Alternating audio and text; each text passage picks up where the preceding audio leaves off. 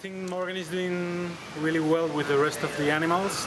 Since the very first time she arrived in here, she has been getting in touch with all the rest of the animals, and she has been spending time with them. The introduction process was very smooth and step by step, so we tried to control all the process. And Morgan has been already with all of them, so we can be sure that she has been accepted.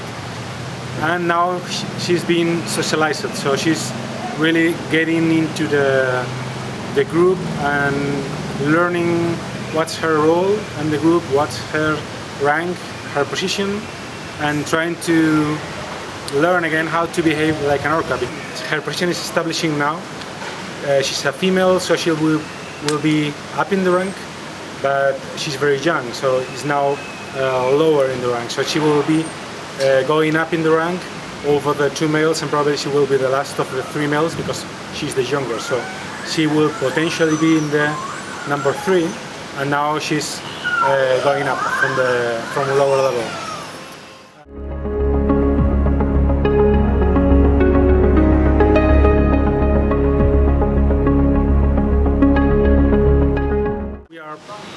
Making a study, a research about her vocalizations, because she had a different vocal behavior or different vocal repertoire from the rest of the group.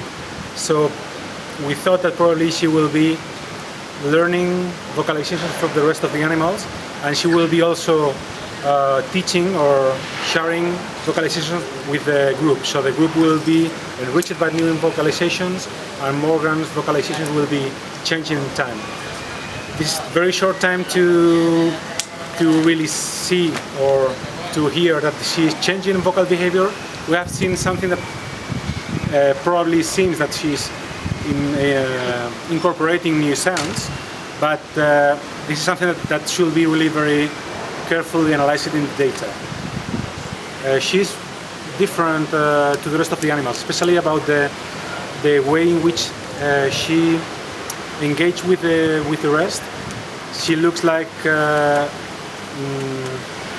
orca with improper social behavior. She gets very close to the rest. Sometimes she's very pushy, jumps over a different animal, or try to bite genital area or something like that. Some strange behaviors, probably related with the time in which she was alone. So we think that she is now learning how to get into a social group and how to behave properly as an orca, as a social animal does. She has been with all the animals in different configurations because we try to promote the group not to be always in the same social configurations, social groupings, but we try to change groups during all the day and also during the night. During the night she has been spending time with all of the animals in the different pools that we have.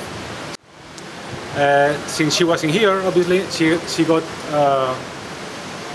scratch marks in her body. This is because as she's with other animals, and orcas usually are getting in social behaviors, they are getting bitten by each other, or they are scratching with the teeth on the skin of the rest of the animals. This is sometimes caused because of social arrangement or maybe agonistic behavior. Some animals are on an opposite behavior, one to each other, or even aggression, and all of those behaviors are, of course, also on the wild, in nature. So when orcas display this kind of behaviors, it's the same that occurs in the wild, and you can see these same stretch marks in animals or scars in animals in the wild, like you can see in her. So this is a normal social behavior or effect. Well, I think that she's really behaving differently than in the way that she was in Harderwijk when she was alone. She now is very social, very playful, very attentive to the rest of the animals, and everybody that can see now her behavior will say that she's happy because she's really making a little bit of different new behaviors that she didn't do when she was alone. So probably you can say that she's happy. Well, my impression was really very positive because I saw Morgan in Harderby a couple of times. I saw her really very focused on trainers, people. The only stimulus that she has in there. And when she arrived in here, she started with very vocal, trying to communicate with the rest of the animals. She suddenly realized that there were beings like similar to her, so similar animals to her, and she started to be very playful and very attentive to the things that were happening in the environment. So my first impression was really very positive and very optimistic because I saw her really very interested in the surroundings, and I thought that probably she will be a very good candidate to be integrated into the group. Well, our group of orcas is integrated in our scientific research program. In Loro Parque we promote different research using our zoological collection as an element to be offered to the researchers, especially for those investigations that are helping animals in the world. That's our main point. When we have through our foundation, Loro Parque has a foundation who is in charge of all the education, research and conservation programs, and we are funding every year around $1 million US in conservation projects in the wild and also in captivity. So we try to fund this research and research projects in captivity that are helping to preserve wild orca populations. In the case of these animals, we have been funding a project in which the animals in the park were the model to learn how the isotopes, stable isotopes, were transferred from the food to the skin and blood of the orcas, and that was the key to analyze the diet of the orcas, wild orcas in Gibraltar Strait. That can be done if you don't have animals in controlled conditions, in which you can know exactly what they are feeding on, and you can measure the isotopes in the food and back in the animal. Yes. Since the creation of Orca-Ocean, we planned several long-term projects to be developed in here. So we established a network of hydrophones in our installations. We have 12 hydrophones that are continuously connected to a server, recording all the sounds that are produced in the pools. Our main focus was to develop a tool to help the researchers in the wild to detect and analyze all the sounds that they were getting from the animals, from the wild population of animals. There are many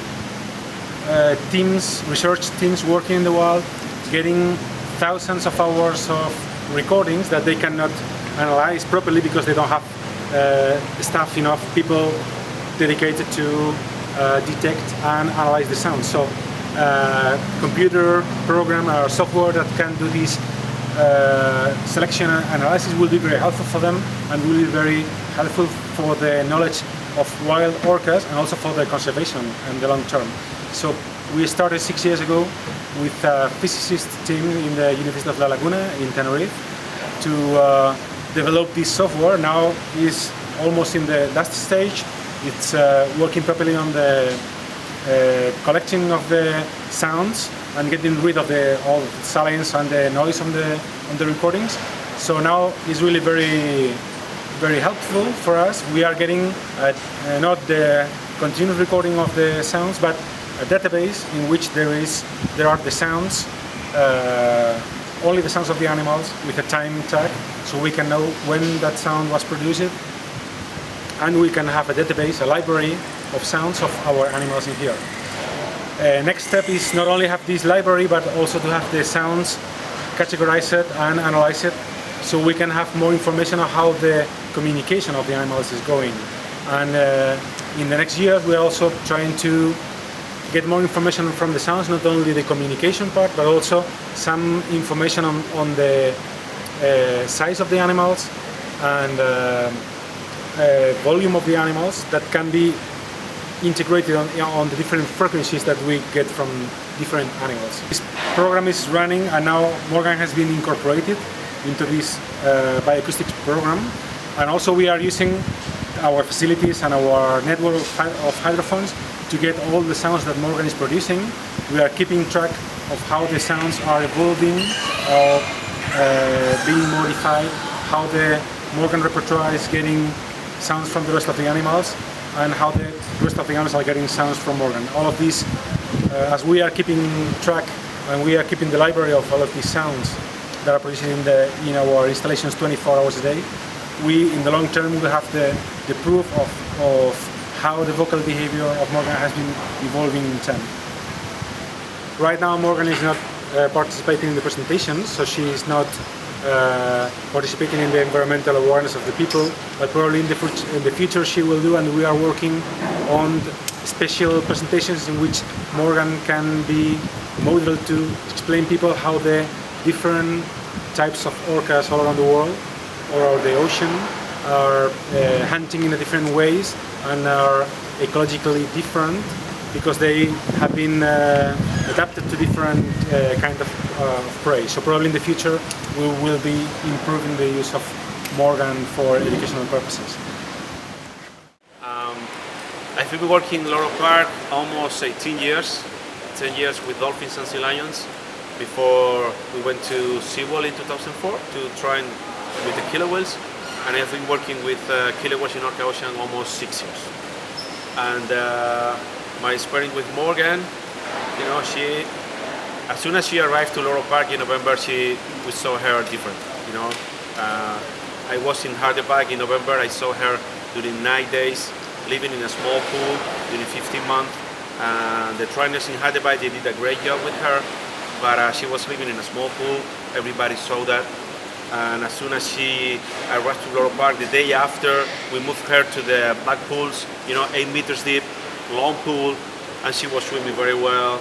We introduced her with a Dan the day after, and with the doll the day after, and she was great. She was like, I'm a killer whale, I'm here, I want to swim, I want to play, I want to jump, and and we are very impressive with her because she's learning fast, she's very smart, and she's doing well, she's learning new behaviors very fast, and we're very happy with her. Morgan and the other killer whales every week. Right now she's 1,200 kilos, and she's eating right now 110 pounds. When she was in Harderberg, she was eating 45 pounds. Means that she's eating right now more than double. She's 4 meters long, and we measure the whales one time per month. We weigh them one time per week, and we measure them one time per month. You see that she's very happy. She's very brave. As soon as we introduced her with the other killer whales, the day after she arrived to Loro Parque in November, she was playing and swimming with the other killer whales. Like you saw her 10 minutes ago, she's all the time playing, jumping, pushing the other whales, talking and swimming, especially with Adan, because she's almost all the time with Adan. But when we put her with the other killer whales like you saw right now, she's very happy. But we never talk about personality because we don't have to do that, because we don't know exactly if she's happy, if she's not happy, if she's brave, if she's not, if she's dominant, if she's not. We think that she is happy, she's brave, she's comfortable in Loro Parque. But I talk to you that because I see her every day, but I'm not 100% sure about her personality. 16 trainers, and half of them they are working with Morgan. We don't want all the trainers working with her because we have trainers with experience and we have trainers without experience, and I prefer to put trainers with experience with Morgan. And behavior with her, we don't want to train Morgan like the other killer whales because she's not in the show. She's here to be with a killer whale group, in a social group, but she's not here to train her to be in the show, right?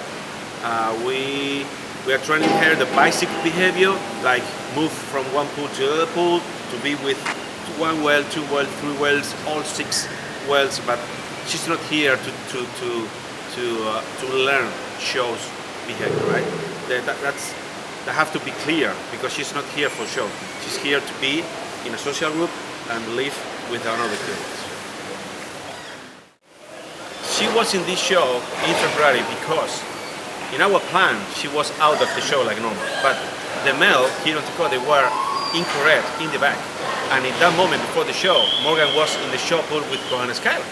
We didn't have opportunity to move her to the back, and for that reason she was in the show, but we didn't plan to make the show with Morgan.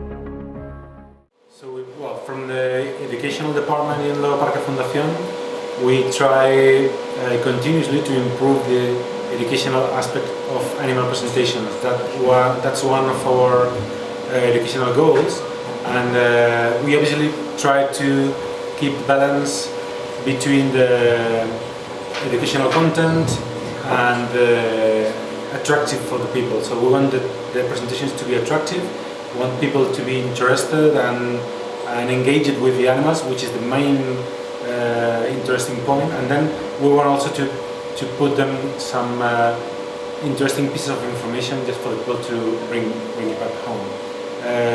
That's exactly the thing that we're trying to do with this special Orca presentation, in which we try to put lots of information on ecology of the species and how the different ecotypes of killer whales hunt all around the world, and connecting that to the biology of the species.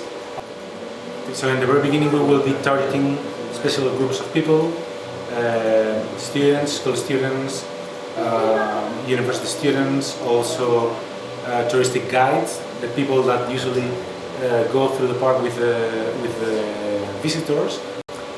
One of the ideas is to make the animals to represent the different hunt techniques of the killer whales. That's one thing that can be very interesting for the public, because the animals will be doing an interesting activity in front of them, and we have also our big screen in the Orca-Ocean, in which we can do further explanation for the people with videos or 3D imaginary about the real way in which the animals do the hunting in nature, the different ecotypes of killer whales, and how do they cope with the different prey that they have to hunt. We are now, this place is the cetacean classroom.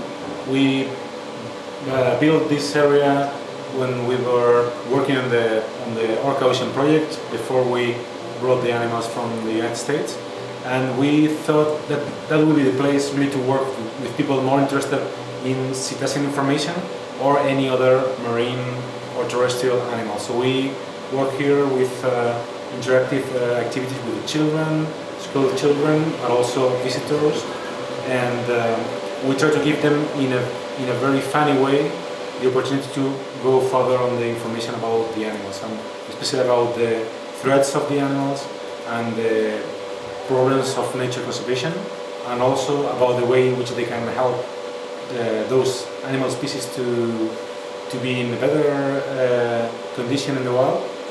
And the idea is to make it funny for the children, make it interesting for the adults, so as this is a place to enjoy like any other food. We try to make games, computer games, and try to explain stories on conservation using computer games. We have to balance education and entertainment for the visitors to be really interested in what's happening, to get them linked with the animals in a really personal way, and that's the main goal of the show. And of course, if we put also some educational information, but the main goal of the animal presentation is to have a personal link between the visitors and the animals. When they are interested in go further on the information on the ecology or biology or the conservation instead of the species, we do have these places in which they can really access much more information, and we have educators that can help them, can guide them about the information on the biology, ecology, or conservation status of the species. So this is the way in which we can really give every visitor the opportunity to reach the level of information that they really want.